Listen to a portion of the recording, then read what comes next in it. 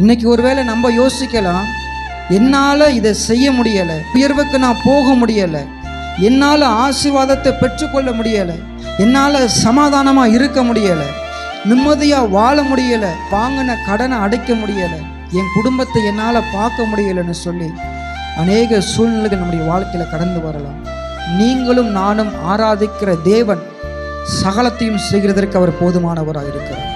அதுதான் யோபு சொல்லுகிறார், தேவரே நீ செய்ய நினைத்தது ஒரு நாளும் அது தடைபடாது என்று சொல்லி. அன்பு கர்த்தருடைய பிள்ளைகளே, வேதம் ஆண்டவருக்கு ஒரு பெயர் கொடுக்கிறது, அவர் சர்வ வல்லமை உள்ள தேவன் என்று சொல்லி.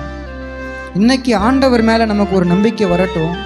என் வாழ்க்கையில் என்ன ஆசீர்வதிக்கிறதற்கு, என்ன நடத்துகிறதற்கு, என்ன பாதுகாக்கிறதற்கு, என்னோட தலையை உயர்த்துகிறதற்கு கர்த்தர் கொடுத்த இந்த வருஷ வாக்குத்தத்தத்தின்படி என் வாழ்க்கையில் இருக்கிற எல்லா பாலான நிலங்களையும் பயிர் நிலமாய் மாற்றுகிறதற்கு என் கர்த்தரால் முடியும் என்று சொல்லி அவரை நம்ம நம்ப வேண்டும்.